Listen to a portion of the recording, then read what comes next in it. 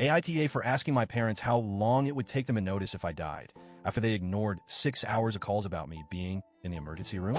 I, 16M, am the middle child of 3 boys. My older brother is only 10 months older than me, 17M, and my younger brother is 2 years younger, 14M. That means my parents had 3 sons in less than 3 years, which by all accounts is a lot to handle.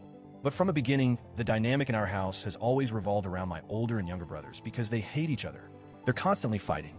Not just typical sibling stuff, but full-on shouting matches, physical fights, and passive-aggressive nonsense like hiding each other's things or lying to get the other in trouble. Their drama demands so much of my parents' attention that it feels like there's never anything left for me. And the worst part is my parents have used that as an excuse for everything. We're just so overwhelmed. Your brothers are so much work, you're the easy one. And for a while, I accepted that. I was quiet. I followed rules. I didn't fight or demand much. But somewhere along the line, easy turned into invisible. When we were younger, it was small things. If we went to the grocery store, my parents would always let each of us pick out one treat. But somehow, they always forgot to ask me, and I'd have to speak up after everything was paid for.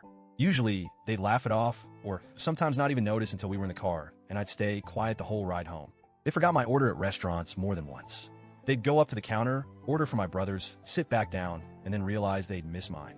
That same pattern followed me as I got older. Forgotten promises, forgotten homework help, forgotten appointments. It wasn't just occasional. It became who I was in the family. The kid they didn't need to worry about, and apparently didn't need to remember. As I got older, things didn't improve. They got worse. In middle school, I remember a time when we needed to get school supplies before the year started. I reminded my mom a few times, and she kept saying we'd go soon. We never did. The school year started, and I walked in without half of what I needed. My teacher had to email my parents about it, and even then, nothing happened for 3 more days. Another time, they left me behind at the community center after my art class. My brothers have been fighting in the car, and I guess in the chaos, they just forgot to come back for me. I sat on the curb for almost an hour before I finally borrowed someone's phone to call home. It took multiple calls before someone finally picked up. Then there were my birthdays. One year, my mom forgot completely. I came home from school, and there was nothing. No card, no cake, no happy birthday. She remembered the next day and acted like it was no big deal. That happened twice. No apology, just a casual, "Oh shoot, we forgot," followed by an awkward, half-hearted celebration. Even when I directly brought up these things, my parents always gave the same answer. "We didn't mean to. It's just that your brothers need so much from us, or you're so mature and understanding." That last one always rubbed me the wrong way. Since when does being understanding mean you don't deserve to be remembered? I felt more like a placeholder in the house than a person. Like the kid who just existed quietly so everyone else could have space to be chaotic. I try not to resent my brothers for it, but sometimes I did. And I started asking myself, if I wasn't there, would it even make a difference? The breaking point came just a few weeks ago. I was spending the afternoon at my best friend's house. His mom made a snack for us, and I had an allergic reaction, not mild, but serious. My throat started closing up, and I broke out in hives. His mom acted quickly and drove me straight to the emergency room. On the way there, she called my parents using her phone. No answer. She tried my phone, which had been in my pocket, and was blowing up with missed calls once she retrieved it. Still nothing. She kept calling while I was being admitted. She called every 30 minutes, then every 20, then every 10. Nothing. My parents weren't at work. They were home. We knew because my friend's dad drove to my house after leaving work early. He rang the bell and told them in person what had happened. By the time they showed up at the hospital, it had been over 7 hours since I was brought in. I had already been treated, stabilized, and admitted for overnight observation. My best friend's mom had stayed with me, holding my hand while I cried. The nurses weren't supposed to allow that, but I was so upset, so clearly shaken, that they made an exception. When my parents arrived, they acted concerned, but it felt forced. Their voices were soft, their hands were gentle, but none of it landed.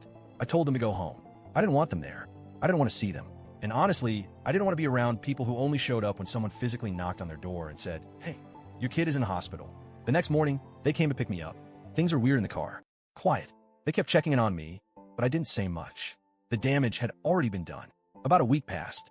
My parents tried to act like everything was fine, like their one visit to the hospital had erased everything that happened before it. Eventually, they sat me down and said they wanted to talk and apologize. I said, "Okay, but it's hard to believe it means anything." They looked at me confused, so I kept going.